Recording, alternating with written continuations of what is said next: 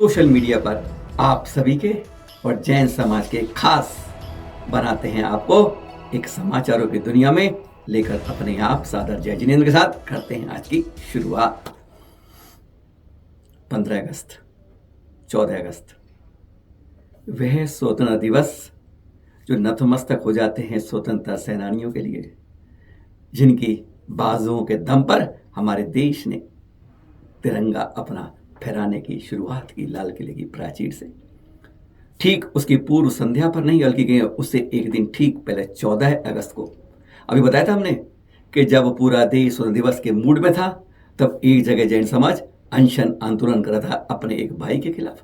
पर आज हम बता रहे हैं आपको, उस दिन एक आमरण अनशन कर रहा था जैन स्वतंत्रता सेनानी का पोता, साथ में उसकी मां और बहन उसके सिरहाने पर खड़े बैठे थे। आज वो मौत से लड़ रहा है। आज 4 दिन हो गए आमरण अनशन पे, पर कहते हैं ना प्रशासन ना सरकार किसी की कान पर जो नहीं रह रही, जैसे एक स्वतंत्र पोता यूं ही मर जाए अनशन करते करते। जी हां, जैन स्वतंत्रता सेनानी, आज कहेंगे स्वर्गीय मौजी लाल जैन, जिसे 1974 में सरकार द्वारा 5 एकड़ जमीन सम्मान स्वरूप दी गई अपने लिए कि आपने स्वतंत्रता में देश के लिए नतमस्तक होकर अपने प्राणों की भी चिंता नहीं की और अपने समाज के लिए नहीं देश के लिए आगे रहे। कहते हैं ना, देश स्वतंत्र धर्म सुरक्षित। बस मौजीराम जी 5 एकड़ जगह मिली, पता है कहां मिली? एक जंगल के अंदर खेती करने जाते थे, वह करते थे 6 माह खेती करते थे और मालूम चला एक रात में सब चोरी कर लेते। एक नहीं दो नहीं कई बार उनके साथ ऐसा हुआ। 1986 में उनकी मृत्यु हो गई। उनके पुत्र, जिनकी बहू है दया जैन, आज इस समय इस लड़ाई को लड़ने की कोशिश कर रही है पिछले 17 सालों से। आज उसका बेटा विशाल जैन आज आमरण अनशन में 14, 15, 16 और 17 आज खत्म हो गई। लगातार 4 घंटे आज कहते हैं जैसे मौत के मुंह में जाने को हो रहा है, पर प्रशासन नहीं सुन रहा है। आज जूझ रहा है आज विशाल जैन पोता अपने दादा को जो सम्मान में सरकार द्वारा 5 एकड़ जगह मिली थी उसके वजूद के लिए। जब वो जंगल था, दादा ने खेती करनी शुरू की, रात को चोरी हो जाती, उन्होंने थक कर हार कर बैठ गए। 1986 में उनका स्वर्गवास हो गया। उसके बाद उनके पुत्र ने कोशिश शुरू करी।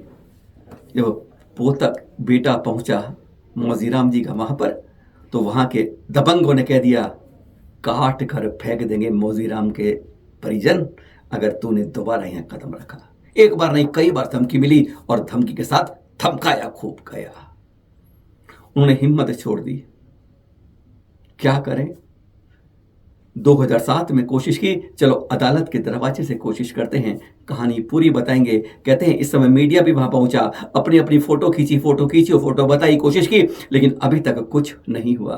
मीडिया की भी सुन ले जरा। मीडिया जहां पहुंचा था उसने क्या क्या किया, 1-2 झलक दिखा देते हैं, सुनिए जरा। हमारे दादाजी फ्रीडम फाइटर थे, उनको सम्मान में ज़मीन मिली थी 5 एकड़ लाई में। वो उसका न अभी तक हमको न कब्जा मिल रहा है, न हमको ज़मीन दिलाई जा रही है। हम कलेक्ट्रेट भी जा रहे हैं, SDM भी जा रहे हैं, ना हमको नक्शा तरवीन करते हैं, ना हमको ज़मीन दे जा रहे हैं। हम बैठे रहेंगे यहाँ पर जब तक हमारी मांग नहीं सुन पाएंगे। हमारे ज़मीन दिलाया जाए और नक्शा तरवीन करके दिया जाए। तो जी को ज़मीन मिली रही, पढ़ने गए रहे स्वतंत्र सन्यासी से 5 एकड़ मिली रही, तो मेरे लिए मेरे बच्चों को दे दीजिए जाए, नक्शा बनवा के दीजिएगा। कब्जा दिलाया जाएगा। तो कब से नहीं मिला है आपको?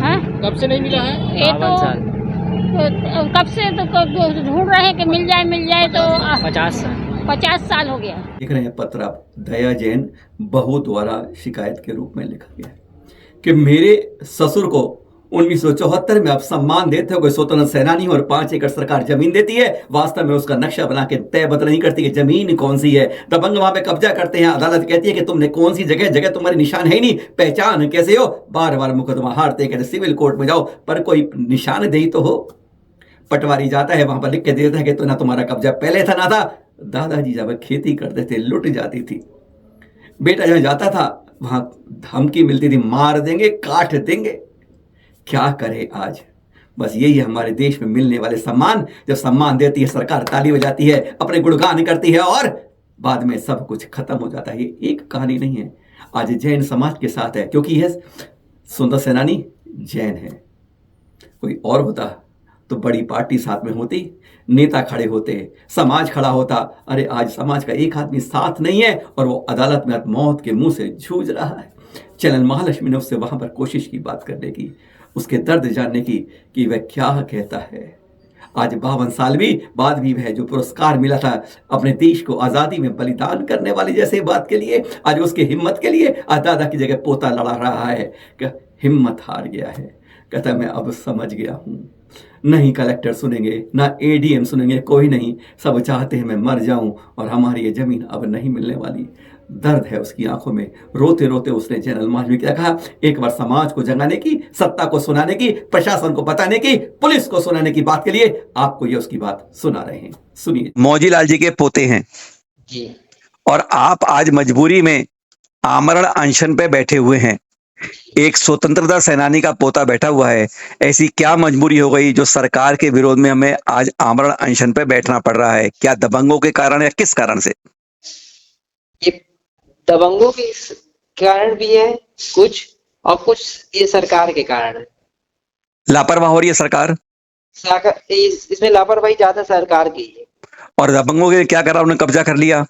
देखिए यहाँ प्रशासन हमको आज तक नक्शा तरमीम करके कब्जा कभी नहीं दिलाया है। अच्छा, कब्जा दिलाया ही नहीं उसने अभी तक 74-75 से।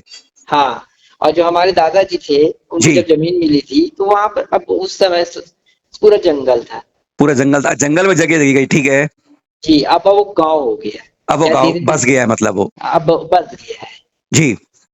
क्या है, उस समय वहां से खेती भी करते थे हमारे दादाजी। हाँ, तो खेती रात को चोरी हो जाती थी, फिर उसके बाद जाना कम हो गया, फिर गांव हुआ जब धीरे धीरे, तो फिर पिताजी लोग जाने लगे।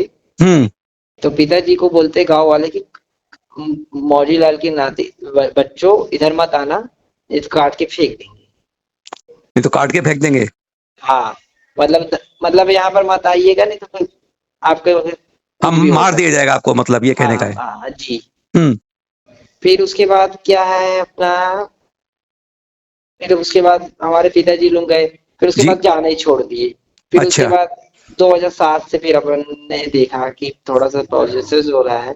हाँ। फिर अपने को बाद में पता चला हम लोग को कि जमीनें हैं, मतलब दादाजी को मिली थी, तो अपन लगे जमीनें क्योंकि अपने को मिल जाए, अपनी सम्मान की जमीन है मिल जाए जी। तो हम लोग केस लगाते हैं, जैसे यहाँ एसडीएम कोर्ट में, हाँ, तहसील में लगाते हैं। जैसे तो नक्शा तरमीम करके 2007 से केस चल रहा है। 2007, 2024, 17 साल हो गए। हाँ, ये हम लोग 2007 से केस लगाते हैं नक्शा तरमीम करके। हमारे मौके में जाते भी पटवारी है। अच्छा, लेकिन जाते हैं तो पंचनामा बना देते हैं, न तुम्हारा वरदान में कब्जा था न अभी कब्जा है। अच्छा, पिछला भी नहीं है अब भी नहीं है तुम्हारा। अच्छा जी। और फिर क्या है ना, फिर 6 महीना साल भर ऐसे केस पेशी चलता है। उसके बाद केस खारिज हो जाता है।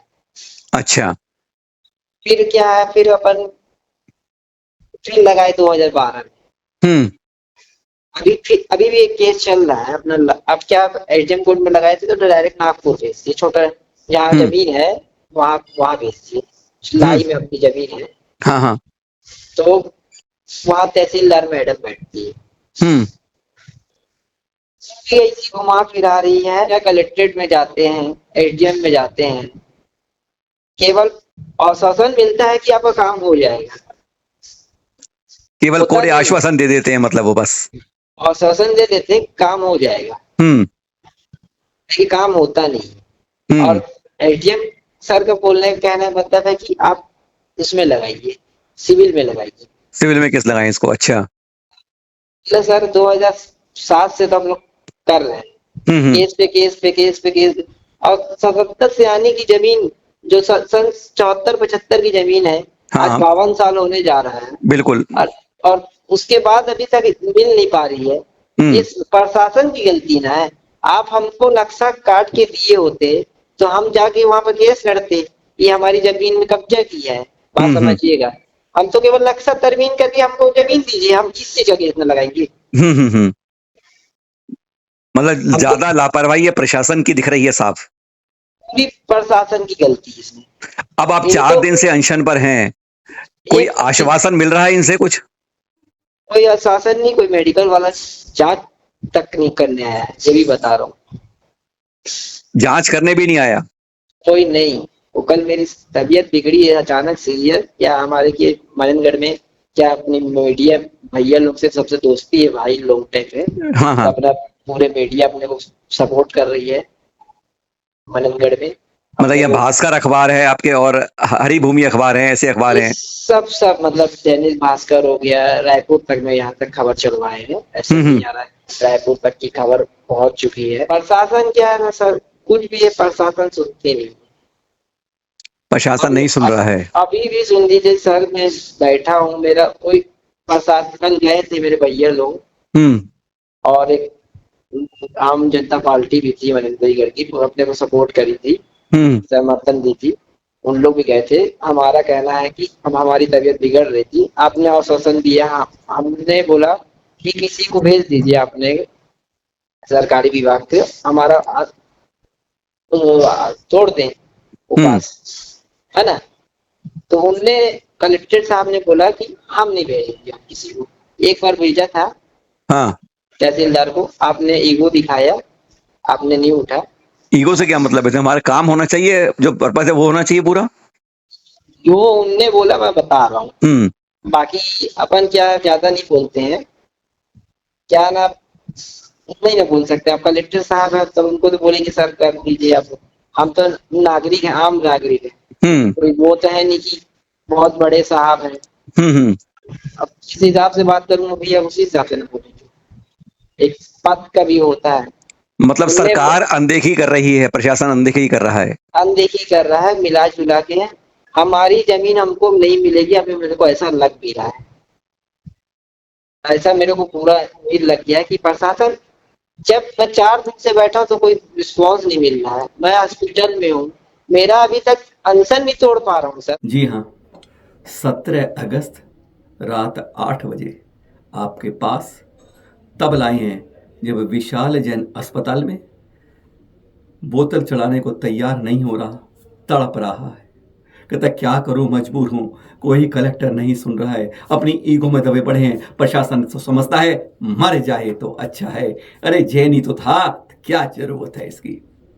क्योंकि सरकार में ऐसा नहीं है कि जहां पर जात पात के बगैर कुछ काम होता हो, और यह जात पात तो वह है जो कि केवल सोने की अंडा दे, बाकी बाहर रख, और जब अंडा आए तो अंडा हमारे हाथ में दे दो, बस।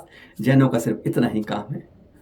क्या कह रहा है युवा विशाल, क्या कसूर है उसका कि वह एक पोता है एक स्वतंत्रता सेनानी का, और उस दादा का कसूर क्या है कि वह जैन होकर मौत के दरवाजे पर लड़ता रहा अपने देश की आजादी के लिए।